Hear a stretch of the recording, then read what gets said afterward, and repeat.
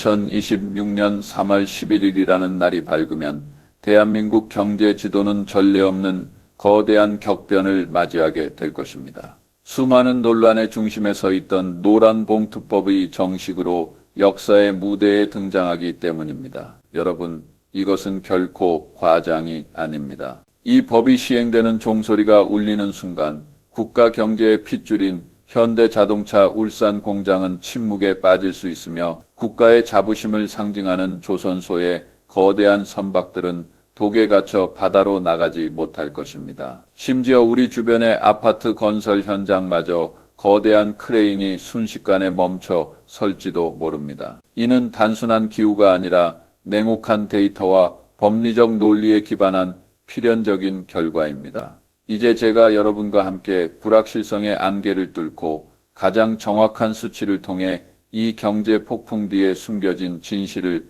파헤쳐 보겠습니다. 오늘은 세 가지 핵심 차원을 깊이 있게 다룰 예정입니다. 첫째, 시장을 뒤흔들 이 법안의 핵심 독소 조항이 무엇인지 정확히 짚어드릴 것입니다. 둘째, 2022년 대우조선 해양 파업 등 충격적인 과거 사례를 복기하며 우리가 마주할 혼란을 시뮬레이션 해 보겠습니다. 마지막으로 3월 10일 이후 부와 경제에 관심 있는 분들이라면 반드시 주시해야 할 세 가지 핵심 경제 지표, 즉 세 개의 열쇠를 전달해 드리겠습니다. 우선 법리적 관점에서 이 법을 철저히 분석해 보겠습니다. 이 법의 공식 명칭은 노동조합 및 노동관계조정법 개정안이지만 제가 보기에는 가장 파괴적인 세 가지 핵심 조항으로 요약할 수 있습니다. 첫 번째이자 가장 치명적인 조항은 사용자 정의의 경계가 무한히 확장되었다는 점입니다. 기존 체계에서는 권한과 책임의 경계가 매우 명확했습니다. 만약 여러분이 삼성전자의 하청업체에서 일하며 하청 사장 명의의 급여 명세서를 받는다면 법적 협상 대상은 오직 그 사장이었습니다. 원청인 삼성전자는 해당 노사 분규와 무관함을 법적으로 주장할 수 있었지요. 하지만 3월 10일이라는 분기점을 기점으로 이 게임의 규칙은 완전히 뒤바뀝니다. 삼성전자가 생산 지시를 내리거나 납기일을 정하기만 해도 법원은 이를 노동 조건에 대한 실질적 지배력을 행사한 것으로 간주합니다. 즉, 삼성전자가 법적으로 여러분의 사용자가 되는 것입니다.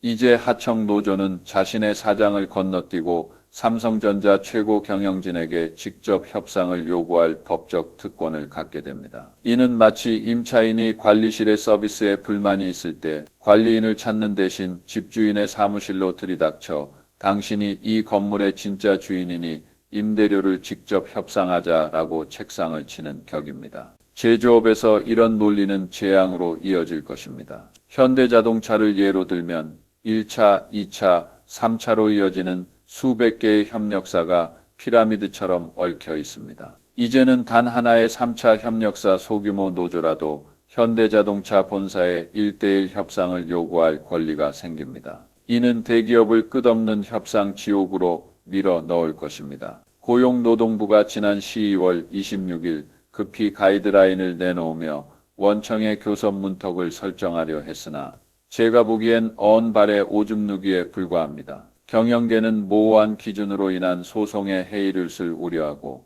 노동계는 책임 규정이 지나치게 보수적이라며 분노하고 있습니다. 양측의 갈등은 3월 10일 필연적으로 폭발할 것입니다. 두 번째 핵심 변수는 파업의 합법적 범위가 대폭 확대되었다는 것입니다. 과거의 파업은 임금 인상이나 복지 개선 같은 미래의 근로조건 도에만 국한되었습니다. 하지만 3월 10일부터 기업의 경영권은 더 이상 불가침의 영역이 아닙니다. 예를 들어 세계적인 경기 불황으로 기업이 생존을 위해 적자 상태인 부산 공장을 폐쇄하고 생산 라인을 베트남으로 이전하기로 했다고 가정해 봅시다. 이전에는 이것이 경영진의 고유 권한이었고 노조가 항의할 수는 있어도 이를 이유로 파업하는 것은 불법이었습니다. 하지만 이제 노조는 공장 폐쇄, 철회를 내걸고 합법적인 장기 파업에 돌입할 수 있습니다. 인수합병 M&A 반대나 구조조정 저지 등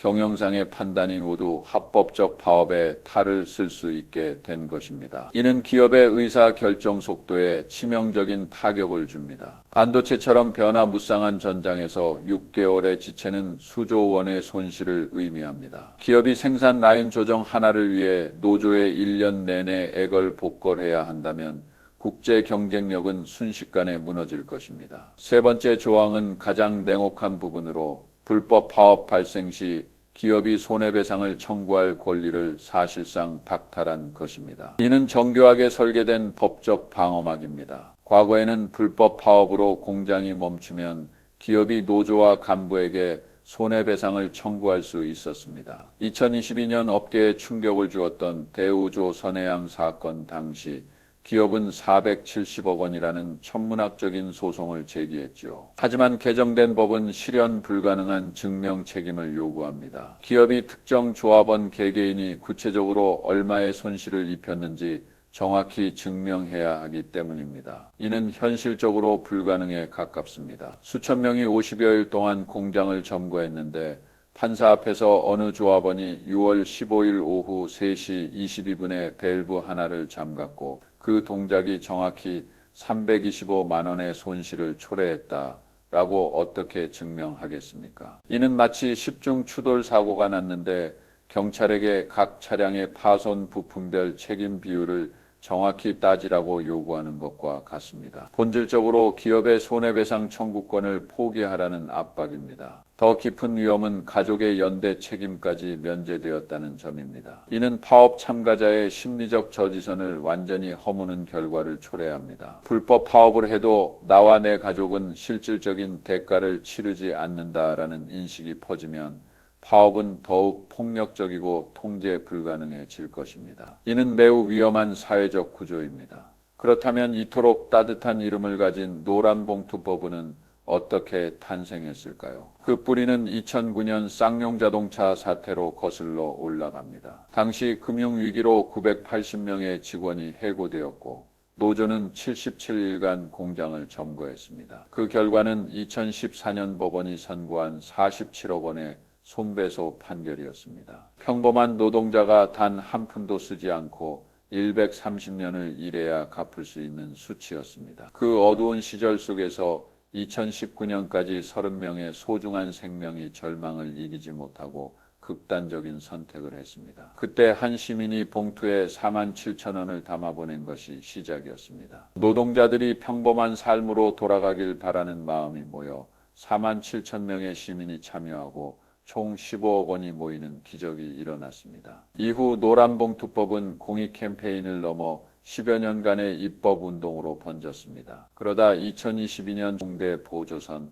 해양이 노조 간부 5명에게 쌍용차의 10배에 달하는 470억 원의 손배소를 제기하면서 사회적 공분은 극에 달했습니다. 결국 2025년 8월 24일 국회는 183표 대 3표라는 압도적 찬성으로 법안을 통과시켰습니다. 16년간의 피눈, 3만 명 노동자의 염원, 그리고 10년의 정치적 투쟁이 담긴 이 법의 초심은 손해배상이 노동자를 학살하는 무기가 되지 않게 하려는 것이었습니다. 그러나 이상이 현실이 되었을 때 이 법이 이름처럼 아름답기만 할까요? 노벨상급 이론을 바탕으로 한 경제연구기관 하이터치 연구소의 엄밀한 모델링에 따르면 이 법 시행 후의 거시적 대가는 매우 처참합니다. 대한민국의 국내 생산 GDP는 매년 8조 7천억 원 감소하고 19만 3천 개의 일자리가 직접적으로 증발할 것으로 예측되었습니다. 가장 불안한 점은 피해가 대기업이 아닌 정작 보호가 절실한 중소기업에 집중된다는 점입니다. 대기업이 심연과도 같은 법적 리스크를 피하기 위해 선택할 가장 합리적인 방법은 위험도가 높은 하청업체와의 협력을 아예 끊어버리는 것입니다. 이는 지독한 역설입니다. 약자를 위해 하늘 높이 울타리를 쳤더니 그 울타리가 너무 견고하고 위험해 보여서 울타리 밖의 거대 자본이 아예 거래 자체를 거부하게 된 것입니다. 이것이 비극의 논리적 시발점이며 보호받아야 할 이들이 결국 첫 번째 희생양이 되고 맙니다. 2022년 51일간 이어졌던 대우조선해양의 파업을 되돌아봅시다. 당시 손실액이 8,165억 원이냐 아니냐에 대한 논란은 있었지만 한 가지는 분명했습니다. 해외 선주들이 한국 조선업에 가졌던 적기 인도라는 신뢰의 근간이 송두리째 무너졌다는 사실입니다. 더욱 중요한 것은 당시 중앙노동위원회가 성문법이 없는 상태에서도 원청을 실질적 사용자로 인정했다는 점입니다. 이제 법적 근거까지 마련되었으니 파업의 빈도는 기하급수적으로 늘어날 것입니다. 자동차 산업은 더욱 위험합니다. 현대자동차가 채택한 세계적인 적기 생산 방식 JIT은 효율성을 극대화하지만 동시에 유리잔처럼 취약합니다. 이런 시스템에서는 수천 명의 대규모 투쟁이 필요 없습니다. 핵심 볼트를 생산하는 단 하나의 3차 협력사만 파업해도 울산 공장의 생산 라인 전체가 도미노처럼 단 몇 시간 만에 마비됩니다. 이는 2025년 9월의 모트라스 사태에서 이미 뼈저리게 입증되었습니다. 이러한 국면에서 기업의 대응 전략은 냉혹하고 직접적일 것입니다. 조사에 따르면 대기업의 87%가 향후 노사 관계를 극도로 비관하고 있으며 외국 자본의 반응은 더욱 격렬합니다. 외국인 투자 기업의 35% 이상이 규모 축소나 철수를 고려하고 있습니다. 유럽 상공회의소 EUCCK의 경고는 이미 책상 위에 올라와 있습니다. 법적 경계가 모호하고 걸핏하면 형사처벌로 이어지는 곳에 외국 자본이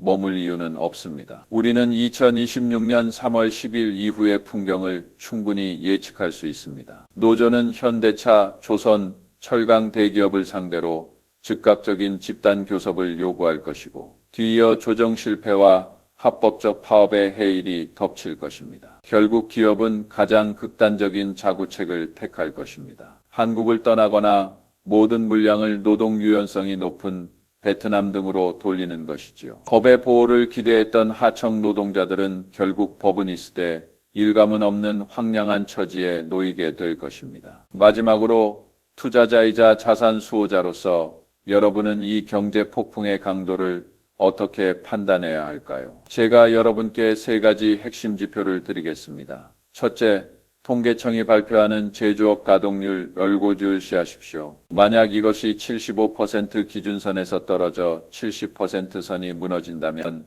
이는 대규모 파업이 경제 근간을 실질적으로 훼손했다는 붉은 신호입니다. 둘째, 외국인 직접 투자 FDI 규모의 변화를 모니터링하십시오.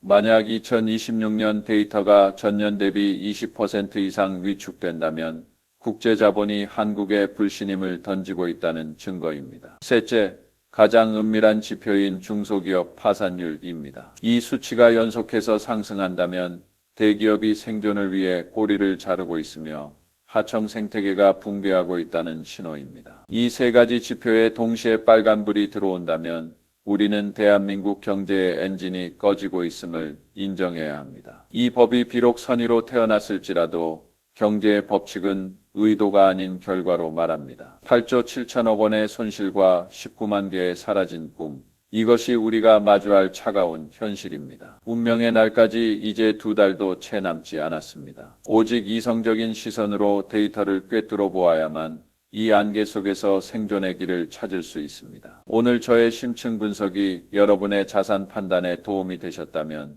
좋아요와 구독을 잊지 마시기 바랍니다.